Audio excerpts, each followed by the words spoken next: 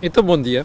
Eu sei que esta é uma semana tramada, porque tivemos a Páscoa com o feriado de Sexta-feira Santa e porque quinta-feira, dia 25 de Abril, vamos ter novo feriado e, portanto, fins de semana prolongados e depois para a semana temos mais um feriado e não sei o quê.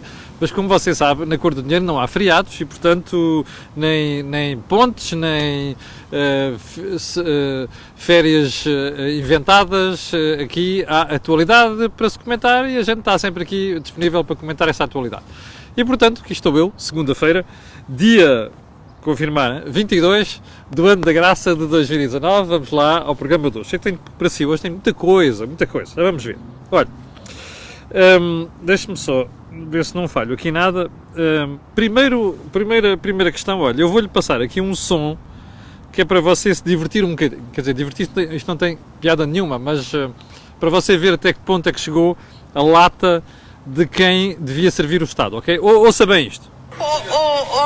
Sr. Deputado, eu não lhe vou responder essa pergunta porque não me apetece. Eu não sabia disto, juro, não sabia disto. Parece que aconteceu ainda quando eu estava em Moçambique, portanto, passou mal uma série de coisas, mas confesso que nunca percebi, nunca pensei que, não sei se se ouviu bem, a ministra Ana Paula Vitorino, porque eu tenho uma grande consideração, dizer uma coisa destas num Parlamento. Bom, o deputado que estava a questionar a senhora ministra era o deputado Cristóvão Norte do PSD. Mas podia ser o deputado dos Verdes, podia ser aquela raridade suprema chamada PAN, podia ser o CDS, podia ser o PCP, podia ser quem fosse. Repare uma coisa. O Parlamento é a casa do povo, não é? É a casa onde nós colocamos pessoas em quem votamos. Portanto, são os nossos representantes. Ora, o Parlamento é o centro da democracia portuguesa. Se você olhar para a Constituição portuguesa, percebe que está ali o maior poder que a democracia portuguesa tem. E de tal forma é assim, que a terceira figura do Estado, repare, nós temos o Primeiro-Ministro, temos o Presidente da República. Quando o Presidente da República não está, quem o substitui é o Presidente da Assembleia da República. Ora bem, isto mostra o peso que quem fez a Constituição na Assembleia Constituinte quis dar ao papel do Parlamento. O Parlamento é o sítio onde nós temos as pessoas em quem votamos representadas e é o sítio onde se questiona e controla tudo aquilo que se passa na democracia portuguesa, nomeadamente o Poder Executivo. Ora bem, quando um deputado coloca uma questão a um ministro, por mais disparatado que seja, essa pessoa tem a obrigação de responder. Nós nunca podemos ter um ministro a dizer senhor deputado, eu não lhe vou responder essa questão porque não me apetece. Isto não é aceitável. Bom, e eu depois de ouvir isto, ainda não percebi onde é que está o senhor Primeiro-Ministro, que é o chefe desta senhora.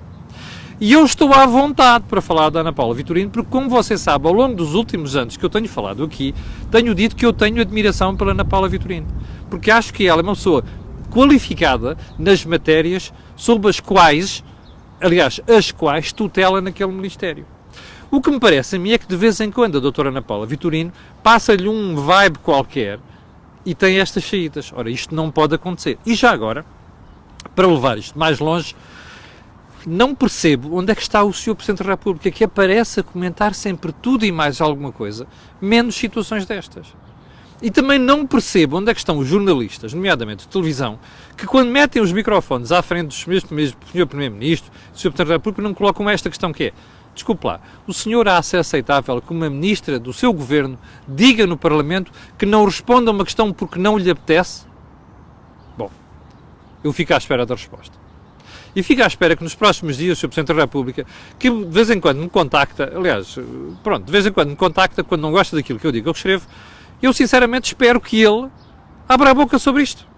E espero que a Ana Paula Vitorino tenha a hombridade de se retratar deste disparate monumental que foi dizer que no Parlamento não responde a um deputado. Bem, parece que não ficou por aqui. As coisas com a Ana Paula Vitorino não ficam por aqui. Já lá vamos, ok? Bom, segunda questão. Parece que Rui Rio entregou uma queixa na entidade que regula a comunicação social. Ao que tudo indica, aliás, contra o Expresso. Ao que tudo indica, porque se sente perseguido por, não sei se pelo jornal, se por alguns jornalistas do Expresso. Eu, pelo menos, um dos jornalistas conheço. Não lhe conheço em intuitos persecutórios. Mas aqui nem interessa a pessoa em causa. O que interessa é a atitude de Rui Rio. Como você se recorda, quando no início, quando Rui Rio se candidatou à liderança do PSD, uma das coisas que eu disse aqui, que estava contra, não achava boa ideia, é que Rui Rio não sabe lidar com a comunicação social. Nunca soube, nem como membro do governo, nem como presidente da Câmara do Porto. Rui Rio é uma pessoa que não gosta de críticas e frequentemente associa as críticas à perseguição. Eu até nem sei se ele é perseguido ou não por alguns jornalistas, mas há uma coisa que a mim me faz impressão.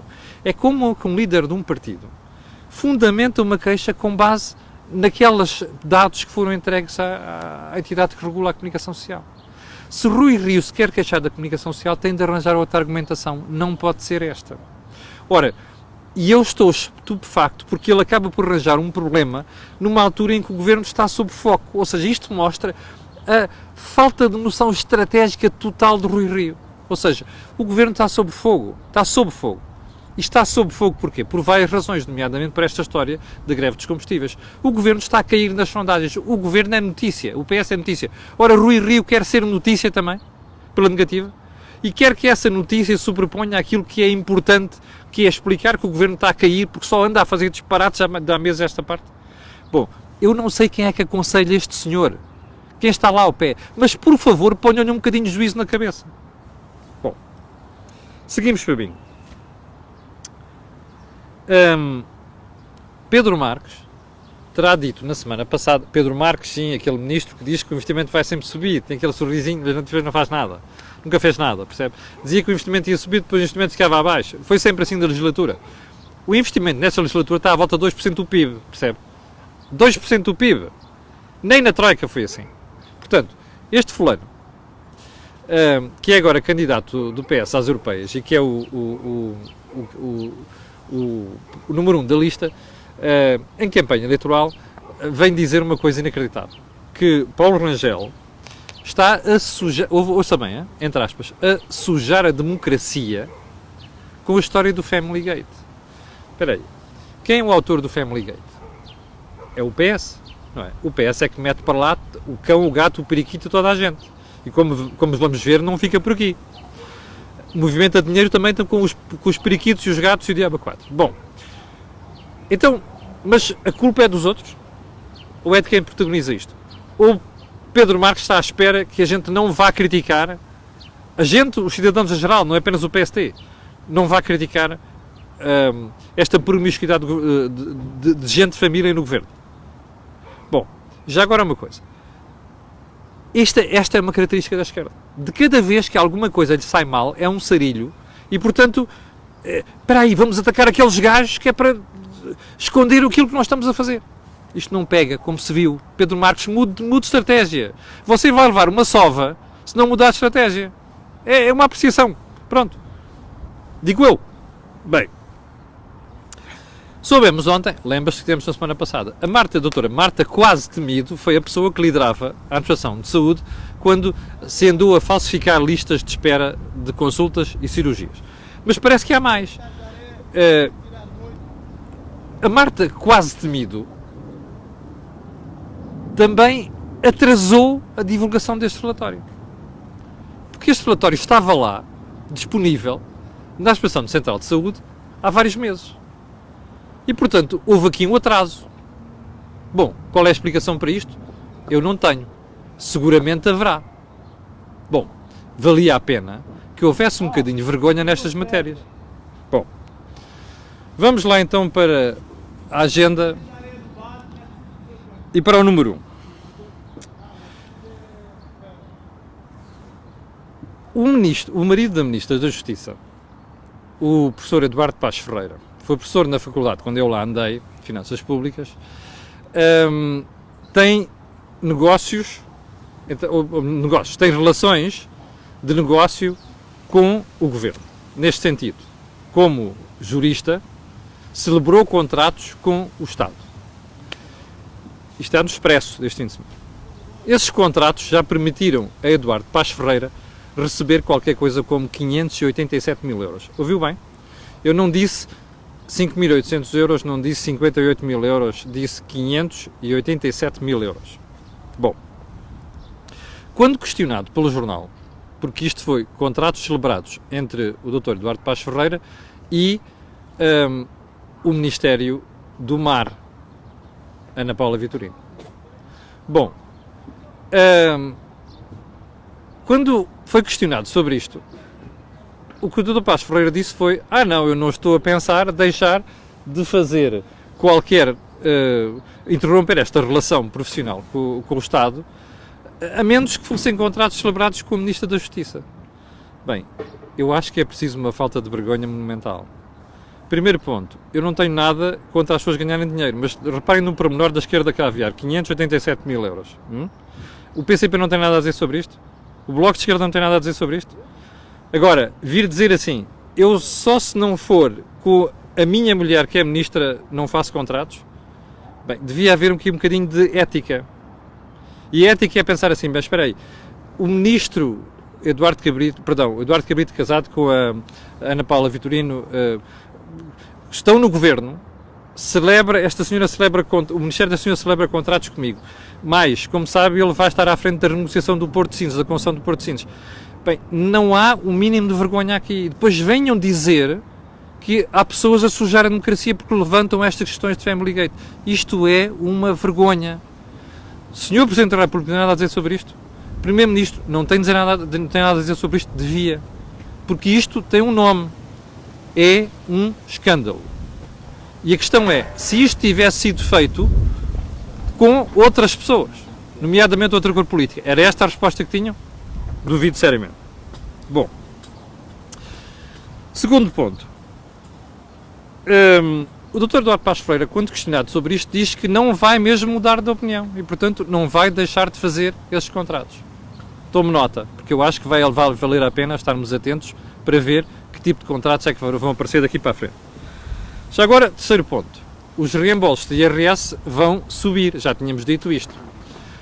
Tem a ver com a declaração de IRS relativa ao exercício do ano passado.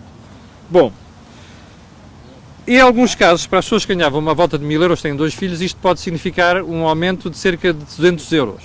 Bom, aumentos em geral de 30%. Está a ver como é que era aquele pormenor que falamos aqui há uns meses, que é aumentar o rendimento agora, relativo a 2018, devoluções, mais descontar menos em 2019 com efeitos eleitorais, está aqui. Eu tenho um conselho às pessoas. Olha, quero um conselho? Guarde pelo menos uma parte deste dinheiro. Sabe porquê? Como este ano as tabelas de IRS vão estar um bocadinho abaixo do que deviam estar, isto quer dizer que em 2020, relativo a 2019, a declaração de 2019, as coisas vão mudar e, portanto, você provavelmente vai ter uma surpresa desagradável no seu IRS. Guarde o dinheiro. Bom, terceiro ponto. O Bloco de Esquerda quer o fim dos despejos das casas ocupadas. Vamos ver se eu percebo.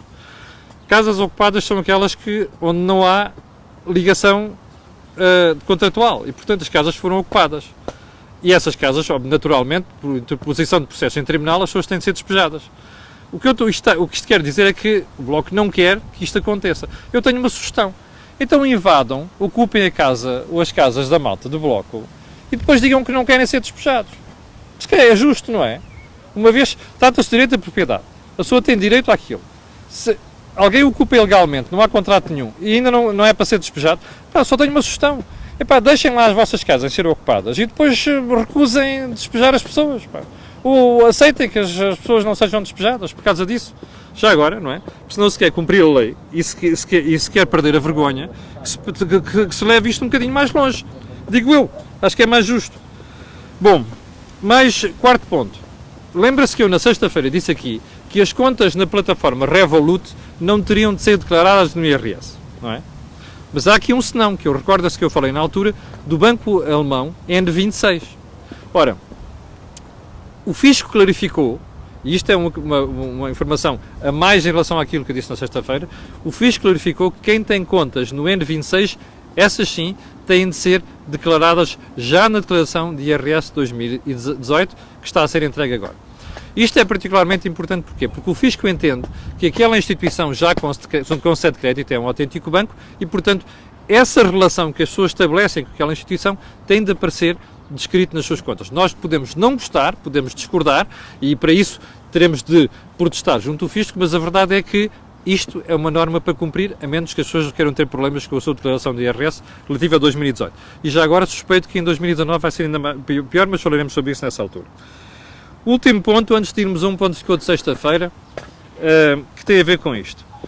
Eu fiquei, durante algumas semanas nós ficámos com dúvidas sobre aquilo que tinha acontecido com os dados dos incêndios, aqueles de Pedrógão e depois de Oliveira do Hospital.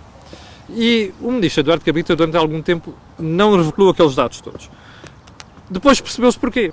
É que, afinal, o tempo em que o Ciresp esteve down, esteve out, não era suficiente para que tivesse sido posta em causa a concessão. Isto é grave. E é grave porquê? Porque no Parlamento foi dito exatamente o contrário. E mais, o corolário disto era o Estado entrar no Ciresp. Ora, o Estado entrou no Ciresp, tem 33%.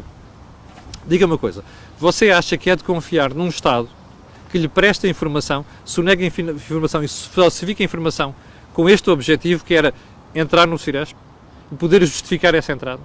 E você acha que é aceitável que se vá para o Parlamento dizer uma coisa e depois se apure outra completamente diferente? Não me parece que tenha lógica.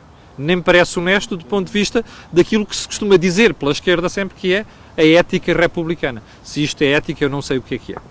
O último ponto que eu não queria deixar de tratar, eu na sexta-feira fiquei a tratar disto. Recorda-se de ter falado aqui da barragem de Feridão, que afinal não vai ser feita. O Estado recebeu 218 milhões disto em 2007. E agora diz que não quer que se vá construir, mas que não vai devolver este dinheiro. Ao que tudo indica, porque a EDP também manifestou a vontade de não fazer aquela barragem. Bom, pelos vistos, a EDP me fez saber no fim de semana que não, que se o Estado paga ou então vai mesmo avançar para a barragem.